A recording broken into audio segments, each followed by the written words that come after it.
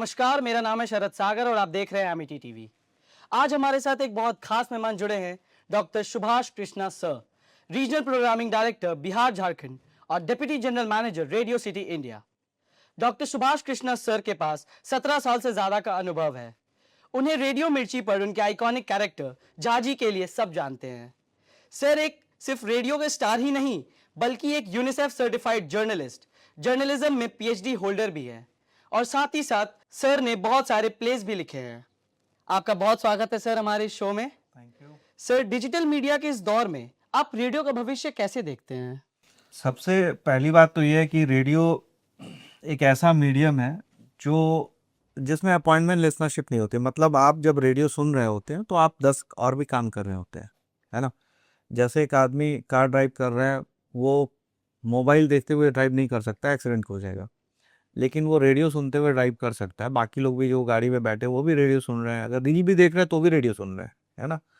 तो एक ऐसा मीडियम है रेडियो जो आपका समय नहीं लेता है। आज के टाइम में जहाँ लोग टीवी अब बहुत कम देख रहे हैं, लोग अवेयर रहते हैं, सोशल मीडिया के थ्रू न्यूज़ देख रहे हैं, जो आधा सच आधा झूठ भी होता है, लेकिन रेडियो एक ऐसा मीडियम है जिसमें आज भी लोग बिना अपना समय बर्बाद किए रेडियो सुन रहे होते हैं। तो ऐसे में जहाँ लाइफ आज बहुत फास्ट हो गई है, लोगों के पास टाइम कम है, वैसे में रेडियो का फ्यूचर बढ़िया है, ब्राइट है। सर, झाजी जैसे मशहूर कैरेक्टर के जरिए रीजनल ऑडियंस से कनेक्ट करना कितना महत्वपूर्ण है? छाजी एक ऐसा कैरेक्टर था रेडियो का जो कि एक आइकॉनिक कैरेक्टर था यहाँ पे। और मुझे नहीं लगता है कि बिहार में लोहा सिंह और झाजी, मतलब लोहा सिंह के बाद अगर कोई सबसे फेमस रेडियो कैरेक्टर हुआ तो झाजी का हुआ। लोहा सिंह के बारे में हम लोगों ने सुना था अपने पिताजी से, चाचा से, मम्मी से, कि लोहा सिंह नाम का एक फेमस ऑल इंडिया रेडियो पर रेडियो कैरेक्टर आता था।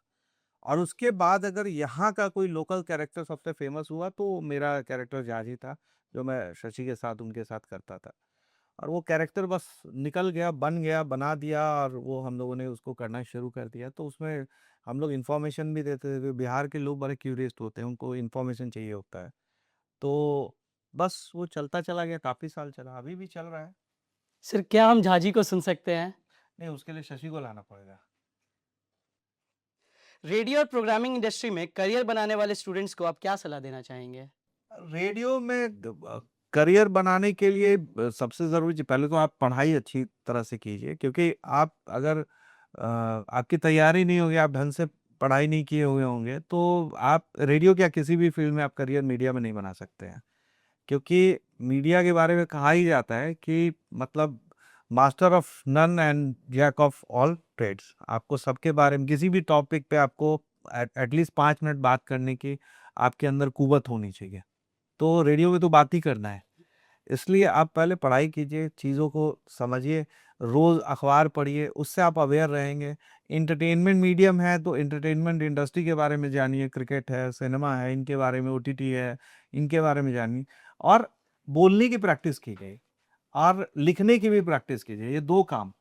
क्योंकि लिखना और बोलना यही रेडियो का मेन काम है। अगर आप आज लाख एआई आ जाए, चैट जीपीटी आ जाए, आज भी हम लोग जो पुराने रेडियो स्कूल वाले लोग हैं, हम लोग आज भी मतलब कागज़ कलम से ही प्रोमो लिखते हैं या लैपटॉप पे भी टाइप करते हैं, तो भी लिखते हैं। वो ऐसा नहीं कि चैट जीपीटी से निकालिए।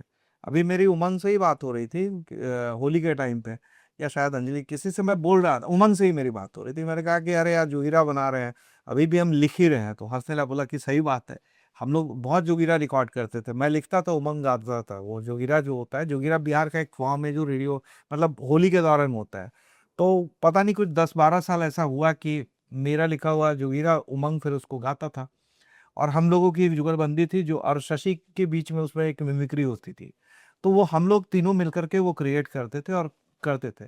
तो वो प्रैक्टिस आज भी है। अब आज, और आज अगर हम डाल दे कोई जोगिरा लिख दो मेरे को चैट जीपीटी पे, तो वो चीज़ वो निकल के नहीं आएगी, है ना।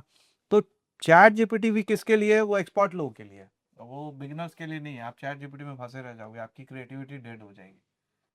यूनिसेफ सर्टिफाइड रेडियो जर्नलिस्ट होने के नाते आप सोशल अवेयरनेस और सेंसिटिव इश्यूज को रेडियो पर कैसे हैंडल करते हैं? ये मेरा मानना है कि रेडियो का जो फर्स्ट लेटर है R, R stand for responsibility. और अगर आप रिस्पॉन्सिबिलिटी उठाते हैं सोसाइटी के लिए कुछ करने की, तो आपको अपने मीडियम पे उन चीज़ों को उठाना चाहिए जो सोशल इश्यूज़ हैं। सिर्फ एंटरटेनमेंट करना ही हमारा काम नहीं है, लोगों को अवेयर करना, लोगों को इन्फॉर्मेशन देना, ये भी हमारा काम है। चाहे वो बच्चों के टीकाकरण की बात हो, चाहे वो चाइल्ड अब्यूज़ की बात हो, चाहे वो मतलब चाइल्ड लेबर की बात हो, या विमेन से रिलेटेड कोई इश्यू है, तो इस पे हम लोग बात करते हैं, लेकिन भारी भरकम तरीके से बात नहीं करते हैं कि लोग सुने ही नहीं, उस तरीके से बात करते हैं कि लोग उसको सुने और याद रखें। एमिटी स्कूल ऑफ कम्युनिकेशन द्वारा आयोजित इस मीडिया कॉन्क्लेव में आपका अनुभव कैसा रहा? बहुत बढ़िया, बच्चों के साथ बात करके अच्छा लगता है। आप लोग जैसे यंग जो स्टूडेंट्स हैं, उनसे काफ़ी कुछ सीखने के लिए मिलता है, क्योंकि हमने तो जो सीखा काम करते हुए सीख लिया, लेकिन आज आप लोगों के साथ मिल कर के नई चीज़ें जानने का मौका मिलता है। एमिटी यूनिवर्सिटी पटना आकर आपको कैसा लगा सर? बहुत बढ़िया, इतना बढ़िया इंफ्रास्ट्रक्चर, इतना बढ़िया स्टूडियो है, इतने अच्छे फैकल्टी मेंबर्स हैं, और ऐसा बहुत कम जगह देखने को मिलता है। तो बहुत बढ़िया है, और आप लोग एक अच्छे इंस्टीट्यूशन में पढ़ रहे हैं, आगे आपका फ्यूचर ब्राइट होगा। सर आपका बहुत बहुत धन्यवाद कि आपने अपना कीमती समय हमें दिया। ऐसी और खबरों के लिए बने रहे एमिटी टीवी के साथ। धन्यवाद।